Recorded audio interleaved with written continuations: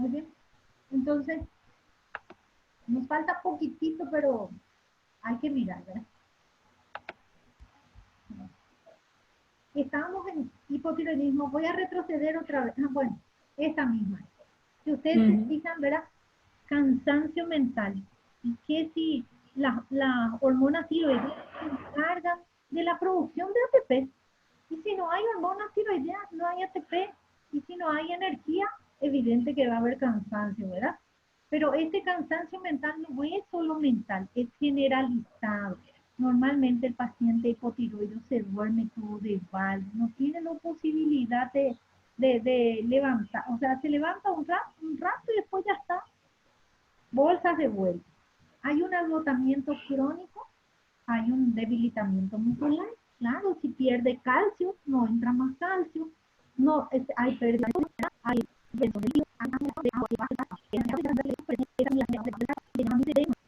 como hay alambre, alambrillo, hay pérdida de pelo, y medio uno puede decir, yo la pérdida de pelo, normalmente hago un todo porque le cae en la piel. Y hay como una más de mayo de abril, digo, se llama hipertrofia. Es contigo de una alimentación, la persona tiene una con un millón de mujeres, y todo eso tiene más bloque, más bloque. Y como se puede decir, tener un tipo de verniz de grado, y por casi tiene que ser. Pero son por un millón de mujeres, en un jardín, en un jardín, y ahora lo hay 2000, a una kilo, y luego tiene una milión de mujeres, no yo no, y ahora la hay algo, que le une a mi tema. Y come con lo mismo que antes y va a subir. Va con todo, voy a ver, la primera semana de hacer de 1900 más un grado, la segunda semana de hacer no va a bajar la tipa hasta que vos llegues a tu tasa metabólica basal. Pero esa tasa metabólica basal no es tu tasa metabólica basal normal, sino que es la patológica. Entonces, si vos no llegás a diagnosticar o no indagás con estas características al empezar tu entrevista nutricional, nunca vas a poder saber si tu paciente es o no es un posible tiroideo. Y vos simplemente sospechás de una obesidad, siendo que realmente no era una obesidad. Entonces, es muy importante diferenciar, ¿verdad?, una patología metabólica, porque el hipotiroidismo es considerado una patología metabólica cuando inicias el tratamiento con un paciente en particular que va a consultorio por obesidad. Entonces En sería algunos, bueno que vos le, sería sí, bueno que vos le pidas entonces un análisis de T3 y T4 y todo eso sí, antes de, si perfil es gordo, o sea, metabólico, digo.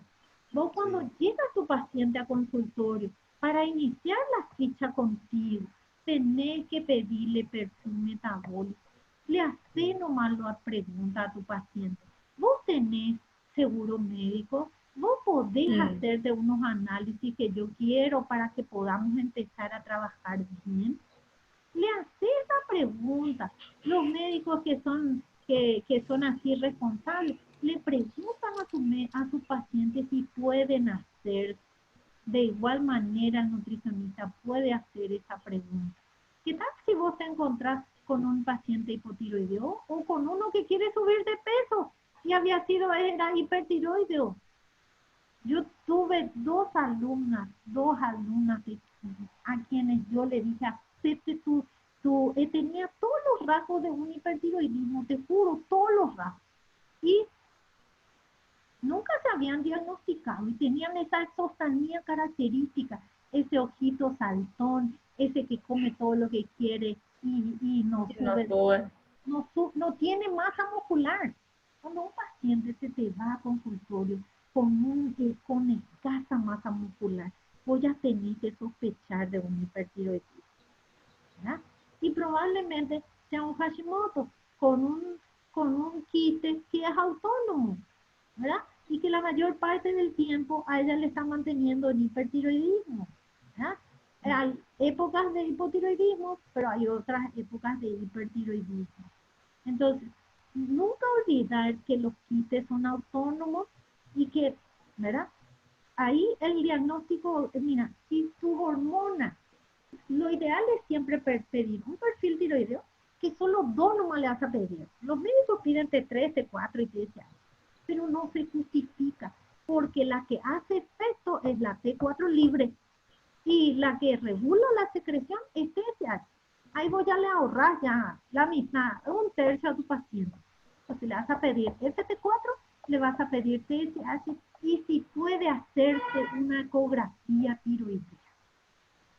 Vos como nutricionista, Profe, sí, vos podés. entonces, ahí en ese de Hashimoto, ahí es donde se divide lo de graves. Sí. Espera, no llegamos a Grace Basedo. Grace, Sí. sí. Espera que un ratito enseguida vamos a llegar ahí, ¿sí?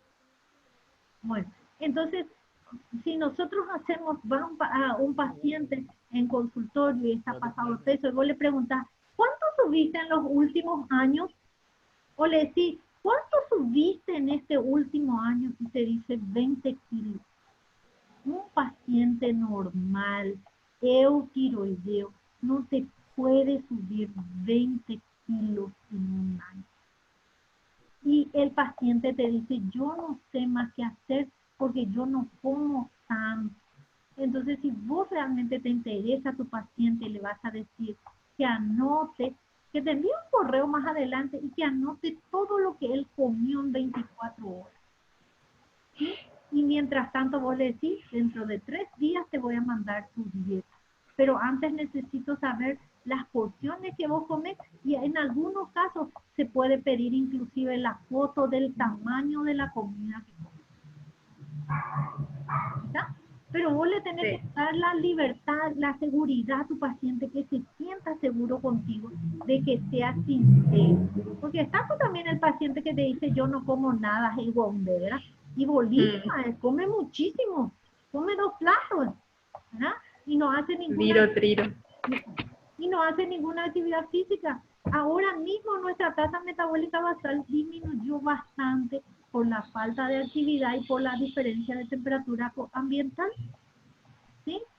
Entonces, ahora es donde uno tiene que hacer actividad física que generen calor y para quemar el doble, porque tenemos un doble gasto. Una que es mantener la temperatura propia del cuerpo y segundo, regular con respecto a la temperatura ambiental. Así que ahora es una etapa perfecta para bajar de peso. ¿Por qué decís que baja la tasa metabólica basal, profe? No, baja, nuestra tasa metabólica basal ahora baja por la inactividad. En el invierno. Pero en el invierno aumenta la tasa metabólica No, basal. yo te estoy diciendo. Por la pandemia. Por la pandemia, no te estoy diciendo, porque no, en el invierno vos necesitas generar más calor, vos aumenta tu tasa metabólica basal. En el invierno aumenta tu tasa metabólica basal porque vos tenés que generar, ¿verdad? Calor y al generar calor para equilibrar la temperatura de tu cuerpo con respecto a la temperatura ambiental. ¿Sí? Entonces necesitas más calorías, por eso es que queremos más carbohidratos en invierno. Escúchalo. No, afirmé nomás. Sí, así es, así mismo. Pero si yo hago actividad física, imagínate, mi tasa metabólica basal va a ser mucho más todavía. Entonces, la ocasión ideal para elevar la tasa metabólica basal es en invierno, justamente por la disminución de la temperatura ambiental. Anteriormente, en los gimnasios apagaban todito, el ventilador, el aire acondicionado, todo apagaban y vos hacías un estrés de la gran 7 y 2 minutos después ya no podías seguir haciendo la actividad física. Después... Creían que sudando, profe, iban a bajar más rápido, por eso hacían. Pero solo pérdida de agua. Sí. Nada más que pérdida de agua. Pero el estrés muscular era más rápido y eso producía mayor agotamiento, producía acidosis muscular, más calambre. O sea, los efectos adversos de eso era peor, ¿verdad? Pero en fin, ahora no. Ahora ya te ponen un feroz aire acondicionado allí, ¿verdad? Uno por tu cara y otro por tu espalda. Esa onda. Claro, para que haya menos estrés muscular, al ver menos estrés muscular puedes seguir trabajando y al seguir trabajando puedes seguir quemando calorías o en todo caso tonificando músculos. Bueno, muy bien. Más o menos ya le dimos al hipotiroidismo, ¿verdad? Hay estreñimiento, hay letargo, ¿verdad? Hay depresión, claro, ¿qué te parece? Hay aumento del tamaño de la lengua, hay acumulación de líquidos, hay bradicardia, hay hipotensión, ¿verdad? Hay una disminución del filtrado glomerular, la voz se torna grave, ¿verdad? Y claro, pobrecita, hasta las glándulas, las cuerdas vocales sufren aumento de su tamaño. Y como consecuencia, ¿verdad? Hay una modificación del tono de la voz. Bueno, vamos a la siguiente patología que se llama hipertiroidismo. O sea, hay un exceso de la producción de T3 y T4. El primero de los casos se debe a la presencia de anticuerpos contra los receptores de TSH, pero en lugar de inhibir la acción de la TSH, ¿verdad? Son anticuerpos estimuladores. ¿Y qué hacen? Estimulan la secreción de la glándula produce T3 y T4 como loca, y como hacen feedback negativo, la TSH en la sangre está indetectable. Pobrecita, la glándula está desesperada trabajando y entonces hay un aumento del tamaño. Por lo tanto, también se observa hiperplasia glandular. ¿Cuáles pueden ser las causas posibles? El consumo excesivo de yodo, la inflamación de la glándula por medicamentos, por virus, ¿verdad? Una infección de garganta puede producir hipertiroidismo, tumores benignos en la glándula tiroidea, o bien el famoso ovario poliquístico y el tumor de testículo. Cuando hay ovario poliquístico te investigan dos cosas: diabetes secundaria e hipertiroidismo. ¿Verdad? Estas hormonas, y todo se debe a que una cadena de las hormonas son similares entre sí, por lo tanto pueden ejercer acción sobre otros órganos. ¿Cuáles son los síntomas del hipertiroidismo? Hay hiperactividad, hay nerviosismo, hay temblor, hay aumento de la fuerza y la frecuencia cardíaca, hay taquicardia, hay sudoración excesiva porque se pierde calor, ¿no? El calor produce evaporación del agua, hay insomnio, hay aumento de la tasa metabólica basal. El tipo come lo que quiere y no sube de peso porque su tasa metabólica basal de 2000 pasó a 5000. Entonces, si antes comía un plato, ahora puede comer 2 platos y medio y él mantiene su peso.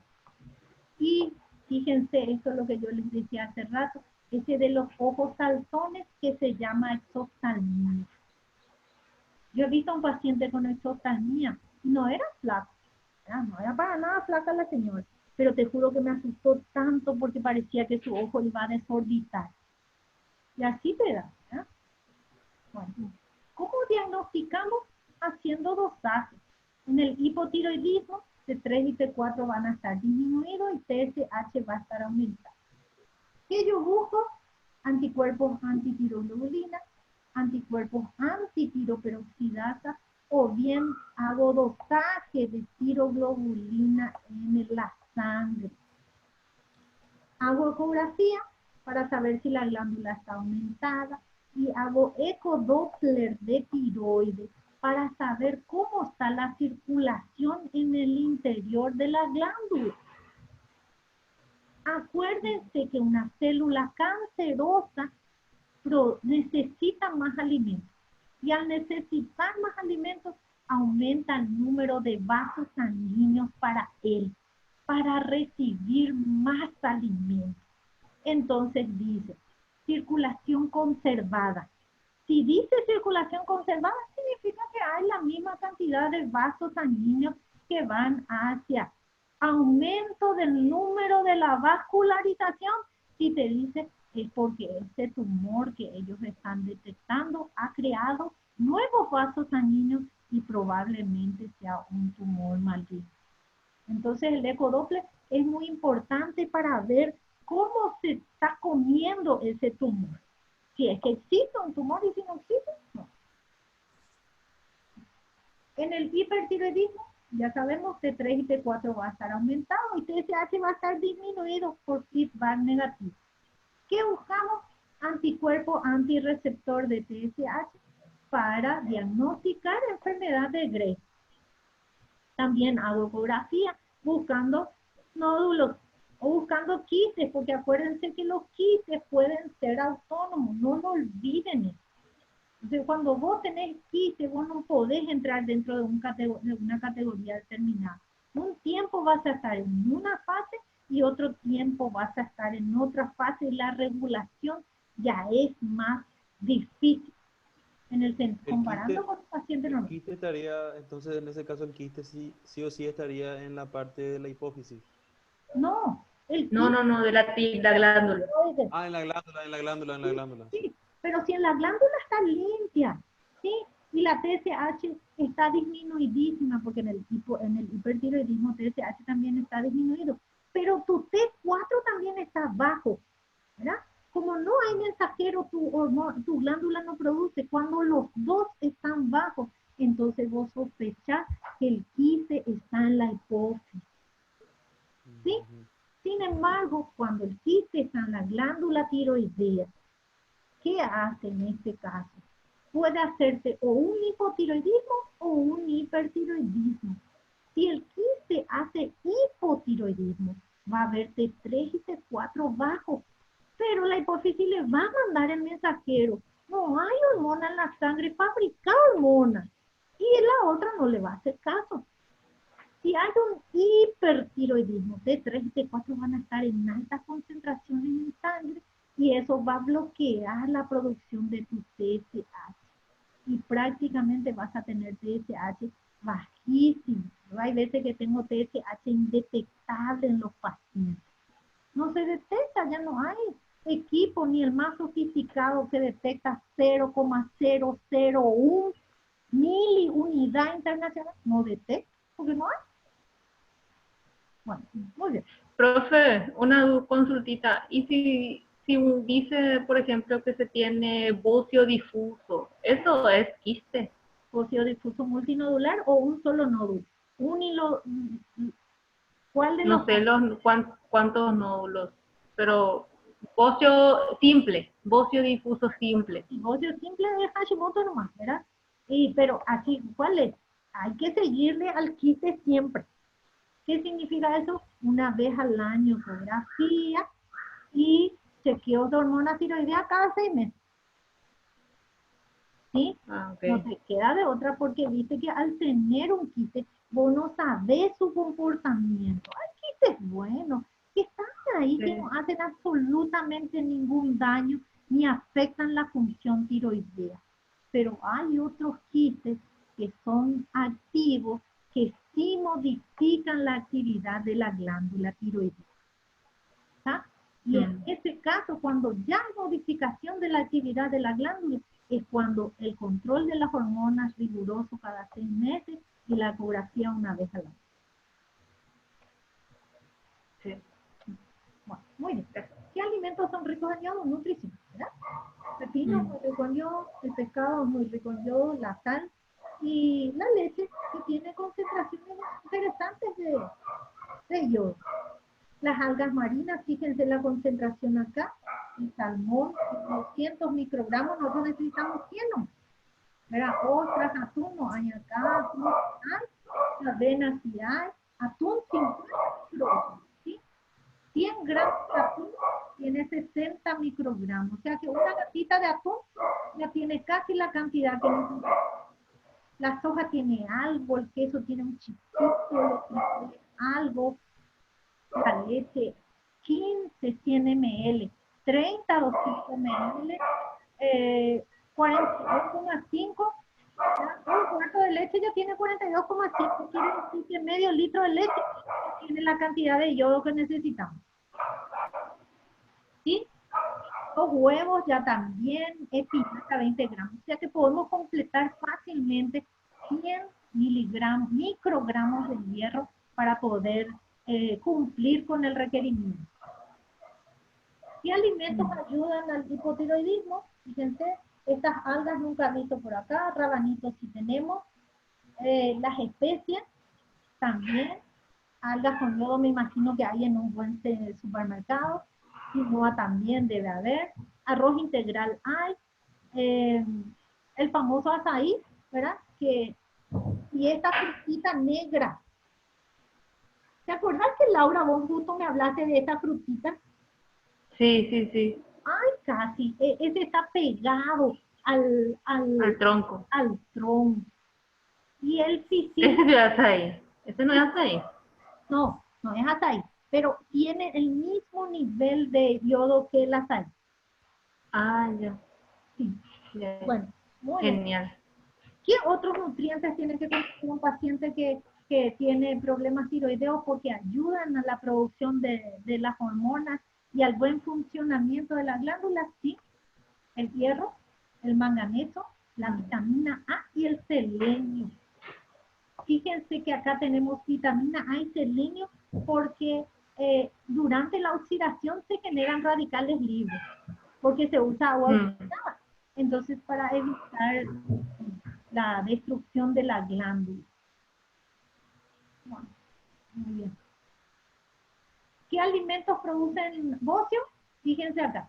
Hay alimentos de origen vegetal que son capaces de producir bocio. ¿Por qué? Porque tienen tiocianato e isotiocianato que captan yodo. Entonces no permite que la glándula absorba el yodo. Estos alimentos que son considerados bociógenos están el repollo, el brócoli, coliflor, ¿verdad? Las coles de Bruselas, estas no las conozco, ¿verdad? De acá conozco el coliflor, el repollo y el brócoli. Las semillas de mostaza, ¿verdad? La yuca que es nuestra mandioca, espinaca, zanahoria, rábano, nueces, aguacate, cacahuate era maní, y Maní. piñones me parece que son unas semillas blancas más grandes, parecidas al maní, pero es diferente. Y casi todo eso yo como. Y todas contienen tiocianato que evita la absorción del yodo. Bueno, dice, ¿cómo evitar el efecto bociógeno? Es consumirlos cocinados o fermentados. El famoso repollo fermentado, que es un productor nato de vitamina B12, ya pierde su capacidad bociógena. El calor normalmente destruye los compuestos químicos y de esa manera se evita la captación, la quelación del yodo por estos nutrientes. O sea, más bien crudo lo que hay que evitar. Crudo es lo que hay que evitar. Ensalada cruda de col, rábano, caldo de sopa o agua que contenga alimentos bociógenos, porque fíjate que como son compuestos solubles van al caldo. O sea, nosotros comemos mandioca. En lo posible, si la mandioca tuviera bociógeno, nosotros no comemos mandioca cruda, comemos mandioca cocinada. Claro. ¿Qué es lo que no tenemos que tomar? El agua donde se cocinó la mandioca. ¿Sí? Mira, dice acá, Claro. si sufres de hipotiroidismo y consumís productos a base de soja, hay que dosar T4 para saber si está en condiciones normales dentro de la sangre, en concentraciones normales. ¿Qué alimento debes evitar si tienes hipertiroidismo? Marisco porque tiene exceso de, todo lo que tiene exceso de yodo. ¿Sí? Fíjate acá al lado, mango es muy rico en yodo, manzana, fresas, ¿verdad? Frutos secos, almendras, algas marinas, legumbres, lentejas, ¿verdad? Hinojo o canela, y ahí tenés habas, maíz, guisantes y espinacas que son muy ricos en yodo. O sea, todo lo que vos no le podés dar al paciente con hipertiroidismo, le podés dar al paciente que tiene hipotiroidismo. ¿Por qué? Porque estos nutrientes que se citan acá son ricos en yodo. Pero, profe, yo ya estoy mareada, porque si supuestamente si una persona que es hipotiroidea, Sí. porque recibió yodo radiactivo y Sí. está medicándose, ¿cómo debería entonces alimentarse? De la misma manera que nombra acá esta lámina que dice evitando, porque ya no es hipertiroidea, porque ya No. pasó a No. ser hipotiroidea ahora. Claro, correcto. Hipotiroideo quirúrgico es, ¿verdad? Lastimosamente. por Algo decirlo así, así, sí, ¿verdad? Es una cirugía química que le llaman ellos, ¿verdad? claro, sí, sí, sí. Entonces, es como si vos estuvieras en un estado en donde todos estos alimentos van a ser útiles porque te van a permitir, ¿verdad? Mm. Eh, tener niveles de hormonas tiroides, Esto que muestra en esta lámina, eso que se muestra acá en esta lámina, claro, ya. todos estos alimentos. Ahora, si tenés un paciente que está hipertiroideo, que está Mm. flaquísimo, sin masa muscular, que suda, que etcétera, y compañía, Ujú. entonces no podés darle estos alimentos en particular, Independientemente de si se está medicando. Porque independiente. dice cuando estás con hipertiroidismo y desconoces la enfermedad, ahí puede ser, ¿verdad? O sea, pero cuando no conoces no vas a alimentártelo de una forma. No, Pero generalmente se sigue un tratamiento. sí, Entonces, cuando ya te medicas con hipertiroidismo, igual hay que evitar estos alimentos. igual hay que evitar estos alimentos, Ya. igual. Igual lo mismo si estás hipotiroidea y ya estás recibiendo T4, igual tenés que evitar esos alimentos. ¿Por qué? Ah, Porque al ok. recibir vos T4, ¿verdad? Igual hay interferencia con estos nutrientes. Ah, entiendo. Sí. Igual se obvia, por precaución nomás. Ujú. ¿Está? Porque vos lo menos que querés es que se te pierdan tus hormonas que estás recibiendo como suplemento. Ujú. Entonces lo que querés es la máxima efectividad. Entonces, por ende, es eso. Mm. Bueno, ¿ok? Esto es otra vez otra lámina de alimentos que hay que evitar en el hipertiroidismo, por lo tanto hay que consumirlo en el hipotiroidismo. La lámina era muy bonita porque se puede, ¿cómo se dice? Hacer una ficha de él, fíjense, una fichita, y esta ficha se puede tener en consultorio, ¿no? Mm. Se puede tener. Entonces, Claro. tranquilamente, ¿verdad? A partir de ahí, una mini ayuda a memoria y te permite utilizar esta franja para poder hacer tu alimentación equilibrada para este tipo de pacientes. Hay pacientes, ¿sabes? Hay muchísimos.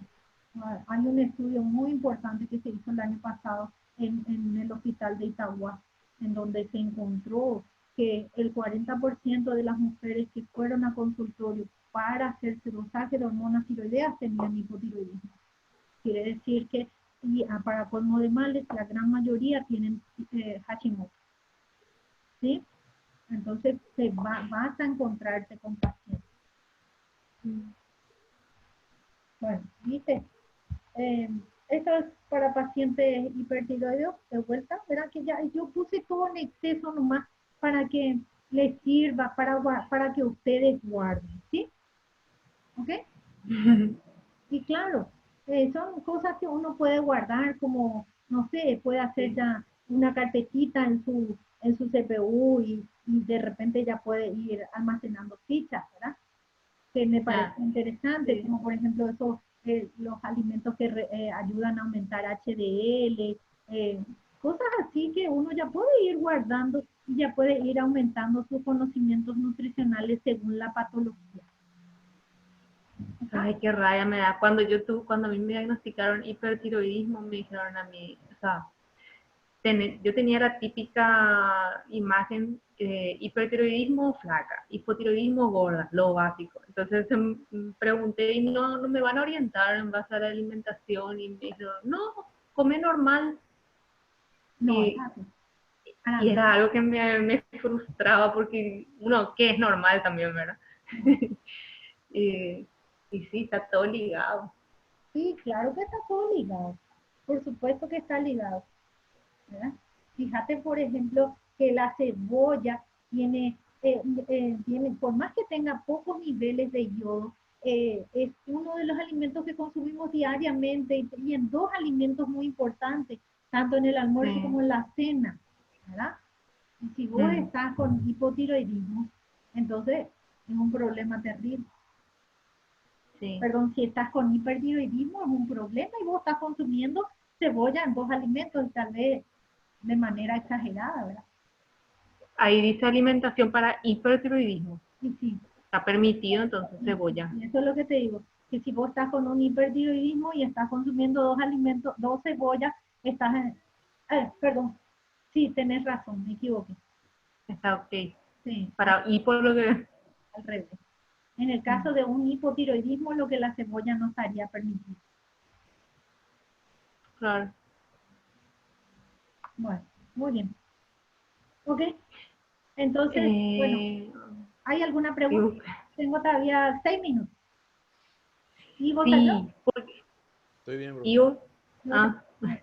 yo sí tengo una consulta respecto al colesterol. ¿Por qué aumenta el colesterol cuando tenés? Acordate que las hormonas tiroideas aumentan la captación del colesterol, del triglicérido y la glucosa desde el torrente sanguíneo. Entonces, si vos estás hipotiroidea, no tenés hormonas tiroideas, ¿qué va a quedar circulando? Glucosa, colesterol y triglicéridos. Entonces, el hipotiroideo va a tener glicemia de 130, va a tener colesterol de 240 y triglicéridos de 260. Y si está medicado, igual puede tender a tener un poquito elevado. Vos sabes, cuando él tiene sus hormonas, está medicado, y si sus hormonas volvieron a su rango normal, y eso te puedo decir con propiedad, porque tengo una paciente a la que le controlo hace 11 años, ¿verdad? Porque Sí. es la esposa del jefe, entonces ella nunca elevó su colesterol cuando sus hormonas están normales. Cuando ella hace un pequeño desfasaje en su nivel hormonal, ella ya empieza a tener colesterol. Entonces, el nivel de colesterol, cuando vos tenés un paciente que te viene con colesterol y triglicéridos altos, pero no tan alto, con glicemia alta, pero no tan alta, podés sospechar de un hipotiroidismo. Sin embargo, en un ¿Y el T3 y la insulina, profe? T3 y la insulina.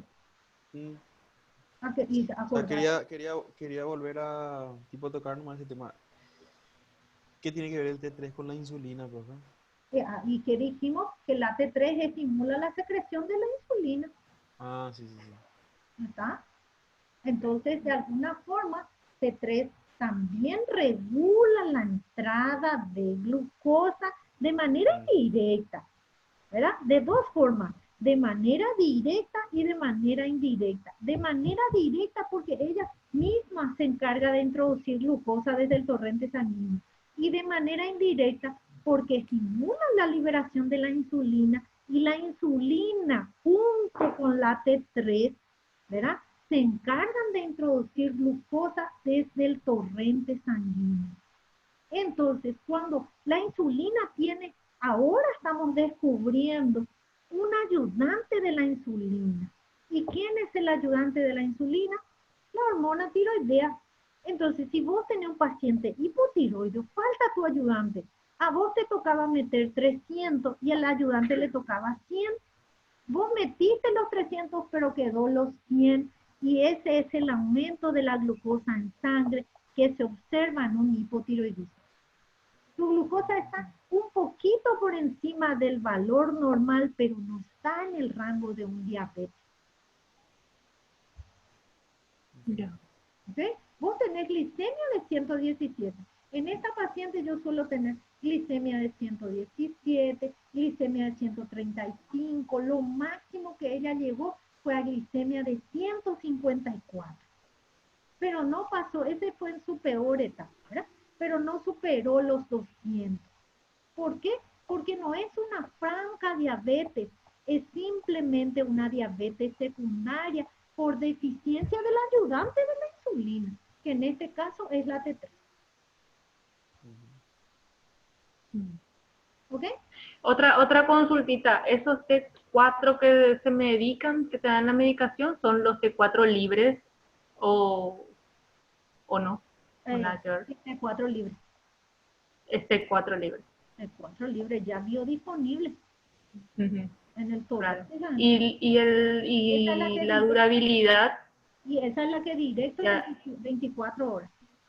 Ah, 24. La máxima absorción se da en ayunas. Si hay alimentos en el estómago, la T4 ya no se absorbe porque hay interferencia. Entonces vos tenés que consumir sí o sí en ayunas. Y la máxima absorción se da a las 5 de la mañana.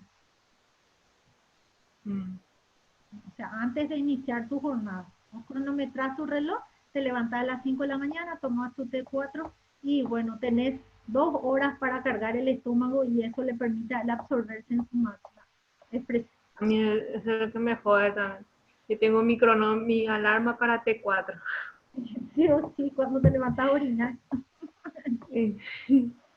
Bueno, sí. Ok, y acá está. Esta me pareció la frase más célebre para T4, ¿verdad? Sí. Así mismo, cuando hay una afección tiroidea, ¿verdad? Uno está un día en hipotiroidismo, otro día puede estar se en desordena todo. Desordena todo. Totalmente. Hay un desorden en todos los sentidos, hasta inclusive en el carácter. ¿Sí? El hipotiroideo es tranquilo, pero el hipertiroideo es irritable. Bueno, muy bien. Estamos entonces. Tengo 30 segundos. Bueno, la próxima clase nos toca insulina, glucagón y hormonas del tracto digestivo, que son todas las que